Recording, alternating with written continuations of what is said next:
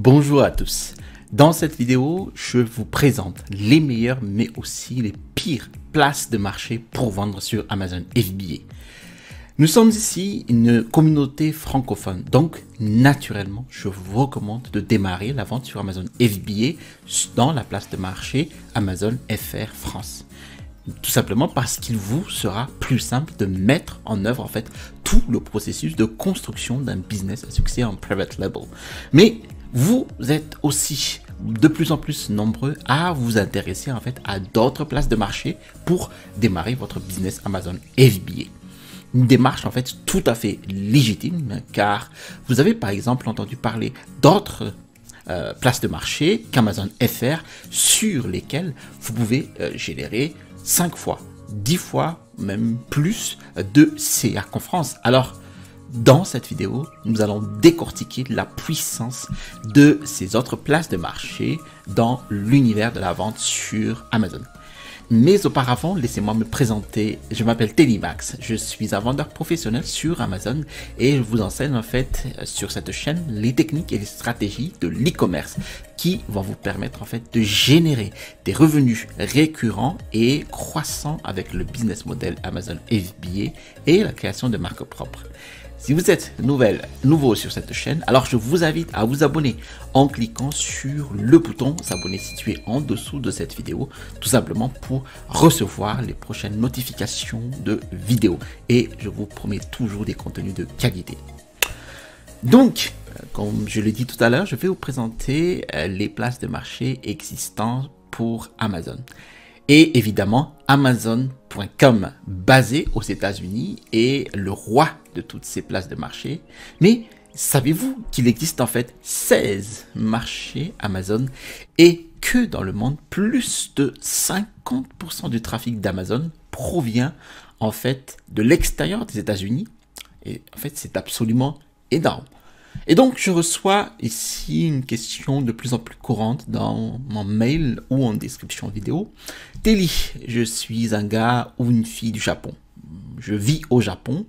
Ne devrais-je pas commencer à vendre sur Amazon Japon à la place? Ou Telly, je vis en Allemagne. Ne devrais-je pas commencer à vendre sur Amazon.de, donc Amazon en Allemagne? Eh bien, dans cette vidéo, je vais répondre à ces questions et je vais classer en fait tous les marchés du meilleur au pire afin que vous sachiez où sont les marchés qui génèrent le plus de ventes sur Amazon. Alors, nous allons basculer de l'autre côté de l'écran sur mon ordinateur et nous allons les découvrir. Alors, très bien. Bienvenue sur mon écran. Nous allons ici classer les marchés d'Amazon du meilleur au pire afin que vous sachiez quel marché vous devriez vendre. Et je vais vous montrer les données. Je vais vous montrer comment justement je les ai calculées et comment je les ai classées en fonction de ce que je pense en fait être la meilleure façon de le faire. Et je vais vous tout expliquer et ensuite vous aurez ce classement. Et puis à la fin de la vidéo, je vais également prendre position sur le classement de ces marchés. Donc je vous invite à rester jusqu'à la fin de la vidéo. Maintenant, nous classons en fait ces marchés du meilleur au pire. Et pour ce faire, en fait, il y a deux facteurs que vous devez connaître si vous êtes un nouveau vendeur. Mais même si vous êtes un vendeur existant qui cherche à vous développer, eh bien, le premier facteur qui est vraiment important en termes de classement des marchés est la demande. En fin de compte, en fait, combien de clients y a-t-il sur un marché Amazon donné? Combien d'argent les clients sont prêts à dépenser sur Amazon et par conséquent, combien d'argent pouvez-vous réellement gagner si vous mettez vos produits en vente sur ce marché? Maintenant, vous vous demandez peut-être qu'en est-il de la concurrence et de la saturation? Eh bien, en fait, si vous exécutez correctement tout le processus, vous ne vous souciez pas trop de la concurrence. Parce que la façon dont nous mettons en place le processus, la façon qui fonctionne le plus efficacement, en fait, aujourd'hui et qui fonctionne depuis 1 an, 2 ans, ne se soucie pas de la concurrence parce que vous allez réellement améliorer le produit. Donc, tout ce qui vous importe vraiment à ce stade initial, c'est que vous devez savoir s'il existe réellement une demande sur ce marché. Vous devez savoir s'il y a des clients qui sont prêts à dépenser de l'argent pour le produit. Ensuite, vous venez, vous construisez le bon produit. Vous améliorez le produit afin de pouvoir justement répondre à cette demande non satisfaite. Et puis, c'est comme cela que vous gagnez beaucoup d'argent. Donc, dans ce cas-ci, nous nous concentrons sur le côté de la demande, car encore une fois, nous allons d'abord mettre la concurrence de côté. Eh bien, la première chose ici, c'est la demande. Et donc, qu'est-ce que je vais chercher? Eh bien, je vais chercher ici des métriques qui m'aident à réellement les vérifier. Est-ce que la demande est là? Et où vais-je trouver une meilleure demande? Encore une fois, plus de clients prêts à dépenser plus d'argent pour mes produits et par conséquent, combien d'argent vais-je dépenser? Donc, le premier point est la demande. Et puis, le deuxième point, ce sont les données, en particulier en tant que nouveau vendeur. Parce que si vous vous lancez dans un business sans expérience existante, vous n'avez pas déjà configuré des marques, vous n'avez pas déjà de produits qui se vendent quelque part en ligne, eh bien, vous devez être en mesure de valider tout ce que vous allez faire, la niche dans laquelle vous allez entrer. Vous devez être en mesure de valider tout cela avec les données. Ce sera donc ici le deuxième point dont je parlerai, à savoir, pouvez-vous maintenant extraire les données de ces marchés pour valider réellement vos idées finalement, pour pouvoir avancer en toute confiance? Parce que nous voulons ici minimiser les risques de ce processus. Et pour cela, nous devons savoir s'il existe bien une demande. Nous devons savoir s'il existe également des données permettant finalement d'analyser les risques. Alors, commençons par la demande. Et la façon dont j'aborde l'étude de la demande ici est en fait différente de celle dont je l'ai fait avant. Je viens de regarder le trafic qui correspond à chacun de ces places de marché. Et vous avez en fait un outil très performant pour étudier le trafic. Il s'appelle en fait SimilarWeb. Alors, pour faire simple, il suffit en fait de taper sur Google SimilarWeb. Vous tombez sur le premier lien ici, vous cliquez dessus et vous tombez en fait sur cette application web surtout qui va faire l'analyse des sites web les plus influents dans le monde. Par exemple ici Le Monde, France TV, etc., etc. Eh bien, pour analyser les places de marché sur Amazon, il suffit ici de cliquer n'importe quelle place de marché. Bon, moi, je suis par exemple intéressé par Amazon.com. Et bien là, je tape Amazon et je clique Amazon.com. Et vous obtenez en fait ce qu'on appelle ici un aperçu du trafic. Donc là, sur les 6 mois, SimilarWeb va vous donner en fait le nombre de visites, le total de visites à Amazon.com. Donc ici par exemple, en juin 2020, Amazon.com a enregistré 2508 millions de visites, donc 2,508 visites. Ce ne sont pas des visites uniques, c'est vraiment le nombre de clics sur Amazon. Et vous avez même ici donc le nombre de visites totales. Donc dernièrement, en novembre 2020, ici nous sommes à 2,909 millions, donc 2,909 visites sur ce site. Vous avez même ici la durée moyenne d'un visiteur, donc 7 minutes 26. C'est énorme sur un site web. Les pages par visite, donc le nombre de pages, 9 pages par visite. Le taux de rebond, donc 36,7. Et vous avez encore d'autres facteurs très intéressants ici, en fait, qui vous permet de remarquer quand même que Amazon.com enregistre vraiment un énorme trafic, quand même, il dépasse il approche même les 3 milliards de visites par mois. Voilà, ici nous sommes en novembre. En octobre, Amazon.com donc a enregistré 2,728 visites sur son site web. Donc, ces données-là, nous allons les récupérer dans notre feuillet Excel.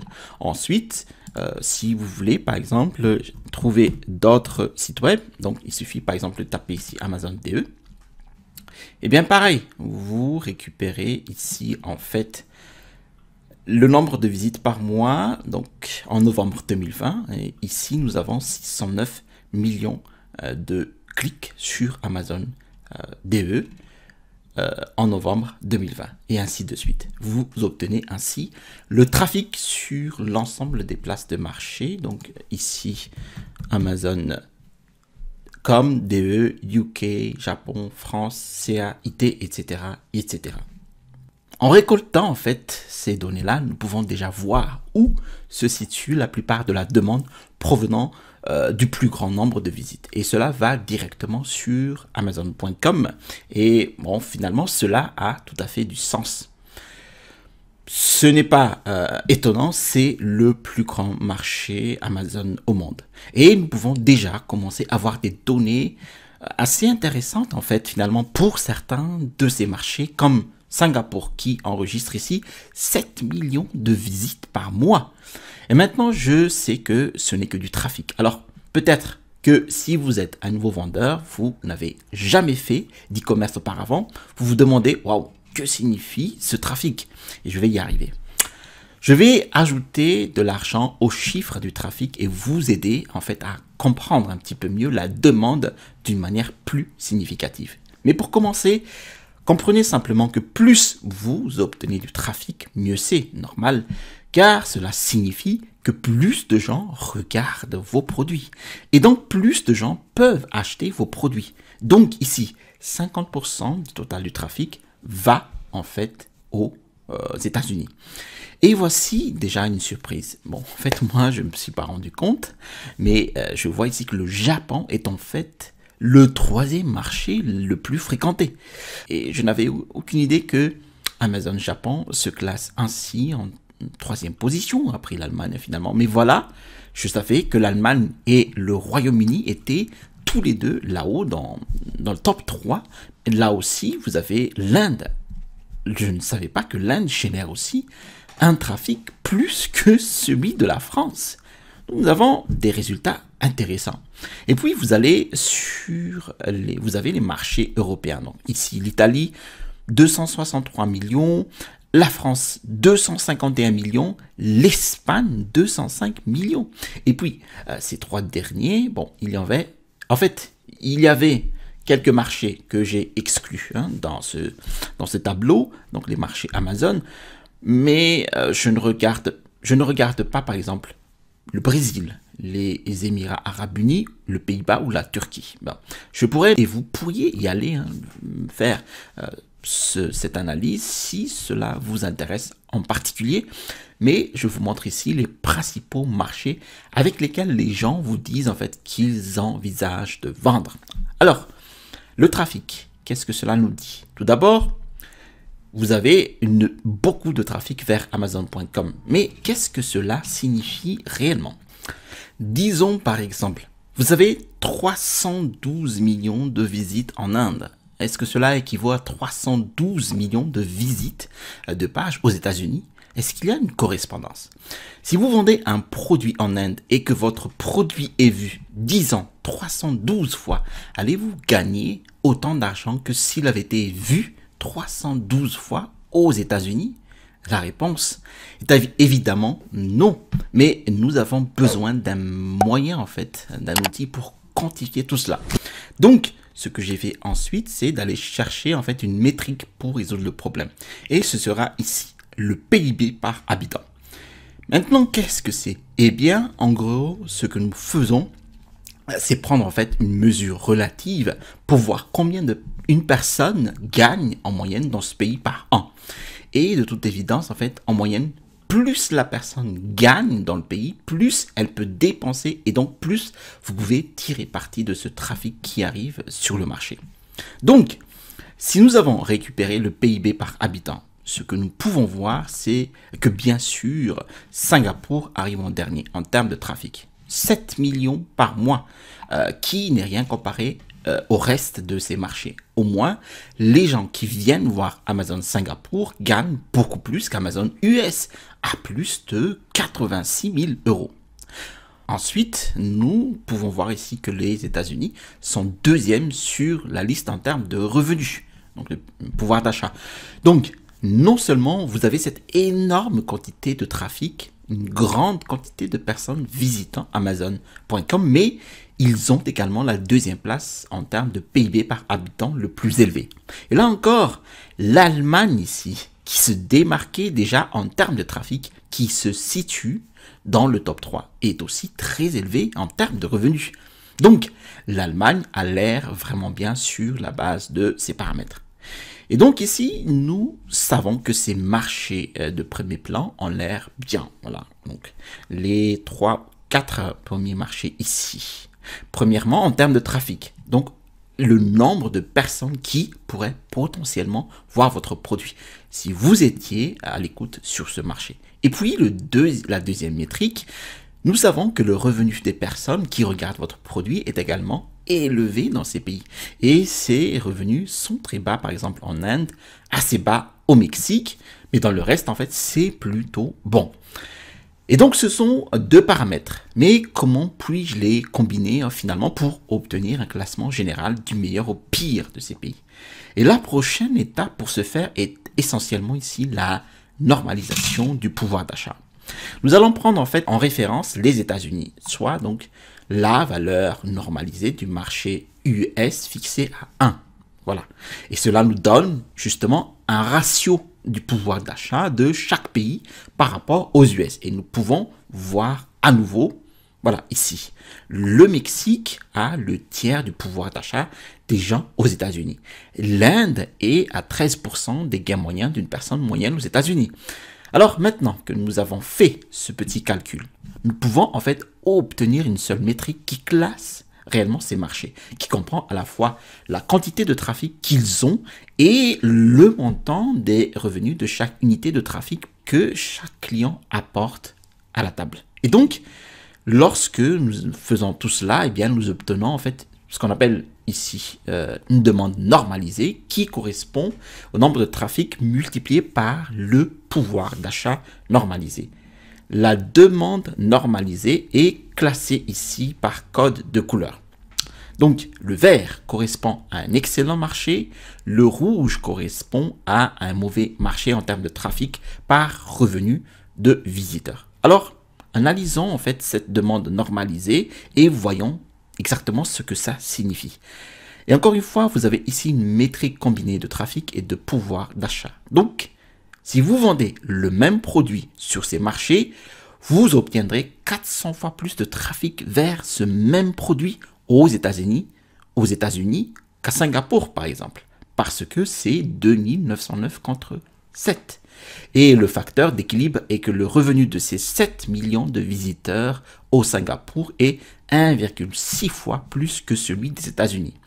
Et nous combinons en fait ces paramètres et voici le résultat légal. Les États-Unis sont toujours en tête. Et ce que je recommande aux gens, peu importe où vous vivez dans le monde, au Venezuela, au Côte d'Ivoire ou au Thaïlande, je vous recommande de démarrer aux États-Unis dans la plupart des cas, à part si vous vivez en Allemagne ou en France, où il est plus simple, bien évidemment, de démarrer en Europe pour mieux appréhender le processus, tout le processus Amazon FBA. Mais là, dans la plupart des cas, la raison pour laquelle les États-Unis constituent le meilleur marché pour commencer est que là, vous avez tellement de trafic entrant. Et les clients qui fournissent ce trafic, ces 2,9 milliards de visites par mois, ont un revenu moyen élevé de plus de 50K €. Ce qui est, rappelez-vous, le deuxième revenu le plus élevé après celui de Singapour. Et encore une fois, Singapour n'est pas une option, car il n'y a pas de trafic entrant en fait sur ce marché. Donc, cette métrique prouve que les États-Unis sont le meilleur marché pour démarrer Amazon FBA. Et encore une fois, vous pensez peut-être maintenant, sur cette base, vous vous demandez, ah oui, mais aux États-Unis, il y a tellement de concurrence, c'est tellement saturé. Eh bien, je peux vous dire, d'après mes expériences, que le marché US n'est pas saturé. Et la concurrence n'est pas un problème. Si vous allez là-bas et que vous suivez réellement ce que vous devez faire, c'est-à-dire améliorer votre produit identifier un besoin réel. Ce n'est pas si difficile en fait de réaliser des profits. C'est simple si vous suivez le processus et que vous pouvez voir combien d'argent il y a à gagner spécifiquement sur le marché américain Amazon.com. Passons maintenant en revue certaines de ces autres options car je connais beaucoup de gens particuliers. Beaucoup de gens me posent des questions sur l'Inde, le Mexique, le Singapour qui sont tout en bas. Je vais en parler. Mais la deuxième et la troisième sur la liste, je considère ici qu'il s'agit de potentiels très élevés. Et il y a des raisons pour lesquelles beaucoup de gens n'iront pas sur ces marchés. Le Japon par exemple. Je n'ai littéralement jamais regardé Amazon Japon dans ma vie. C'est la première fois que j'y pense. Et je vais y réfléchir davantage par cette vidéo. Mais pour être honnête, en fait, je sais qu'il y a une barrière linguistique. Je suis sûr qu'il existe en fait d'autres obstacles à la vente au Japon. Bon. Mais le fait est ici, au Japon, donc Amazon.co.jp, le marché japonais d'Amazon a la deuxième plus grande quantité de trafic. Donc, il y a la deuxième plus grande demande là-bas. Et les revenus des Japonais sont là. Leur pouvoir d'achat est fondamentalement relativement élevé sur cette liste. Et ce n'est pas le plus élevé. C'est bien évidemment au milieu du peloton, mais l'obstacle est la barrière de la langue. Donc, le Japon a l'air bien. L'Allemagne est exactement la même. J'ai parlé de l'Allemagne en fait à beaucoup de gens récemment. Les barrières sont la TVA. Les barrières sont la langue, mais si vous voulez surmonter ces barrières, vous allez voir beaucoup de trafic en fait, qui ont un pouvoir d'achat élevé.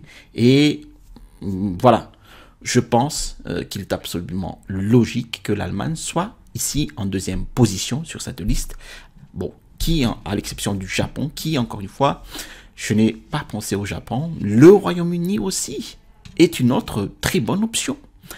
Maintenant, ici, le Royaume-Uni n'a pas la barrière de la langue, ce qui le rend beaucoup plus attrayant pour beaucoup de gens.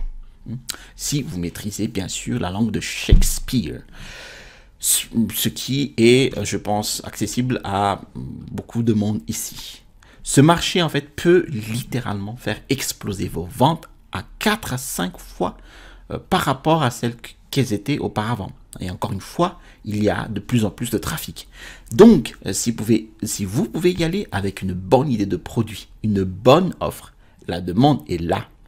Maintenant, en France, en Italie, en Espagne, je connais des vendeurs qui génèrent des millions d'euros de chiffre d'affaires sur ces places de marché. Et si vous parlez de ces langues latines, cela vous donne juste un avantage de revenus. Ou si vous êtes basé dans l'un de ces pays, en France, en Italie, en Espagne, même au Canada, je vous recommande de démarrer votre business là où vous êtes. Il y a un potentiel élevé de pouvoir d'achat. Après, le Canada, c'est beaucoup moins que la France, mais c'est plus que l'Italie et l'Espagne. Le trafic est là, au milieu du peloton. Et donc, il y a de plus en plus de gens au Canada. Et ils achètent plus souvent sur Amazon. Ils ont un pouvoir d'achat plus élevé. Donc, en fait, j'aime assez le Canada comme une sorte d'option alternative.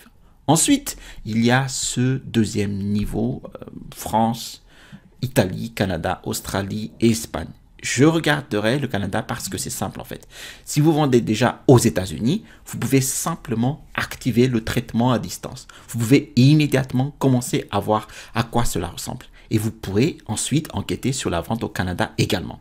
Je pense que parmi ceux-ci, si vous parlez anglais, le Canada sera une bonne option pour vous sur le marché. Alors, rappelez-vous ici qu'il s'agit d'un classement en termes de meilleur au pire marché Amazon. Donc, voilà, les États-Unis au sommet avec l'Allemagne, le Japon, le Royaume-Uni. Après, le deuxième niveau, la France, l'Italie, le Canada, l'Australie et l'Espagne.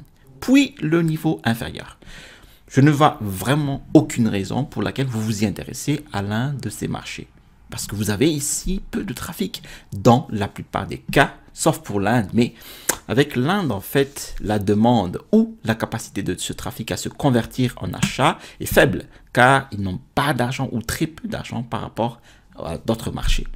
Et moi, je considère franchement l'Inde comme un potentiel de croissance élevé. Donc, si vous considérez le business Amazon FBA comme une entreprise à long terme, eh bien, l'Inde aussi est probablement celle qui va se développer le plus et peut-être aussi le Mexique sur ces marchés, mais ils ne sont tout simplement pas très bons pour l'instant. Vous avez très peu de trafic, donc peu de demandes. Et par exemple, si vous regardez Amazon FBA comme un jeu de croissance, vous pensez, oh, j'y arriverai avant tout le monde. Mais vraiment, les gars, pour l'instant, vous ne voulez pas être sitôt à la fête. Donc, je n'irai pas du tout pour ces marchés de niveau inférieur. Parce que c'est l'équation même de la demande. Si vraiment vous vous concentrez sur la demande, si vous savez comment améliorer votre produit, vous savez comment créer une offre améliorée, la concurrence n'a pas tant d'importance. Ce qui compte, c'est la demande. Voilà le premier point. Et maintenant, j'espère avoir répondu à tout cela.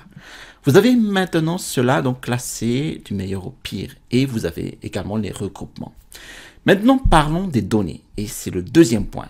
La prochaine chose en tant que vendeur ou nouveau vendeur sur Amazon, voilà, c'est que vous devez être en mesure de prendre des bonnes décisions basées sur les données. Et comment obtenez-vous en fait ces données? En règle générale, vous pouvez utiliser l'un des outils de recherche de produits.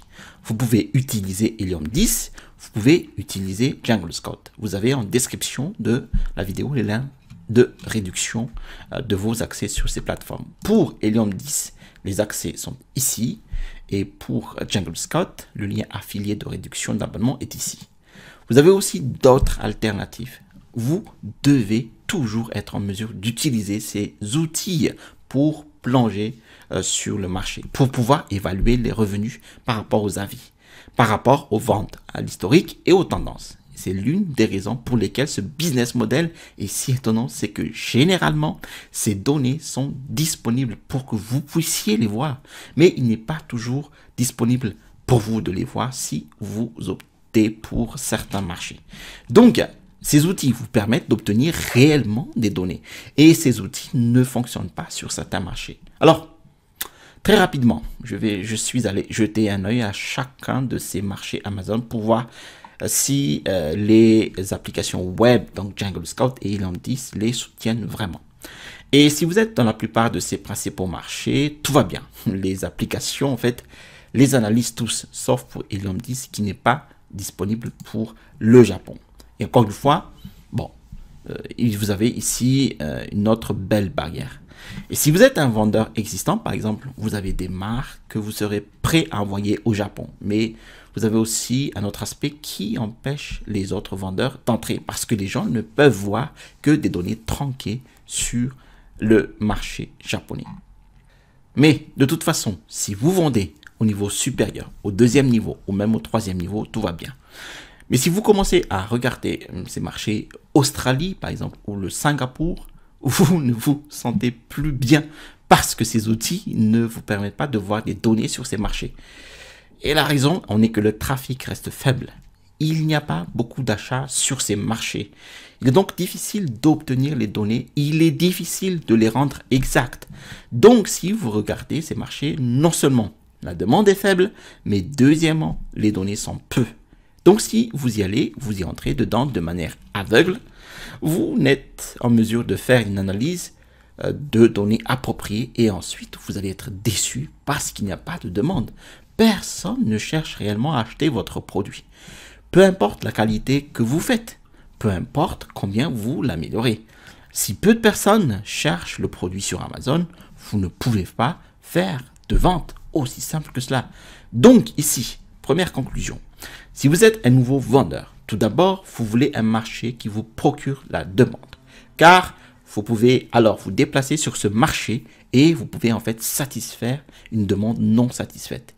Si le marché n'a pas de demande, vous ne pouvez pas vendre votre produit. Donc, vous ne pouvez pas gagner. Donc, selon ici notre métrique, vous voulez regarder en premier lieu les États-Unis. Sauf, bien sûr, si vous habitez dans l'un des pays en Europe ici, auquel cas, vous avez un bon marché comme l'Italie, la France, l'Espagne, l'Allemagne, le Royaume-Uni. Mais si vous êtes un nouveau vendeur, deuxièmement, vous avez aussi besoin de données. Donc, encore une fois, si vous utilisez Helium 10 ou Jungle Scout, optez pour les marchés qui ont un oui ici à côté d'eux. Si vous êtes un vendeur existant, concentrez-vous davantage sur le marché sur lequel vous vendez actuellement, tant que vous êtes en mesure de continuer à insérer d'autres produits dans votre niche existante. Et encore une fois, il y a plus de demandes en fait non satisfaites dans votre niche, de sorte que vous pouvez lancer d'autres produits. Alors, restez simplement dans la niche où vous êtes en ce moment. Il faut du temps en fait pour se lancer sur d'autres marchés. Mais si vous avez commencé à rencontrer des obstacles avec votre marché actuel, il devient de plus en plus difficile de se développer vers d'autres marchés. Vous devriez certainement penser maintenant à vous étendre à l'un de ces autres marchés. Beaucoup d'entre eux sont très demandés. Et comme je vous l'ai montré dans cette vidéo, la demande est qu'elle attend juste d'être prise. Et si vous pouvez voir ces autres marchés comme une prochaine grande opportunité de croissance, considérez absolument l'un ou plusieurs d'entre eux. Merci d'avoir suivi cette vidéo jusqu'à son terme. J'espère qu'elle vous a plu. Et bien, si c'est le cas, je vous invite à cliquer sur le bouton j'aime. Si vous avez apprécié aussi d'autres vidéos sur la chaîne, alors je vous invite à vous abonner en cliquant sur le bouton situé en dessous de cette vidéo. Je vous invite aussi à télécharger mon e-book, les 5 étapes pour démarrer un business à succès avec Amazon FBA. Vous allez trouver dans cet e-book les techniques et les stratégies qui m'ont permis d'installer ma première boutique à succès avec Amazon FBA. Vous retrouvez ici le bouton pour vous abonner et à droite de cette vidéo, vous allez voir comment créer un listing parfait sur Amazon FBA. Allez, à la prochaine vidéo et restez toujours curieux.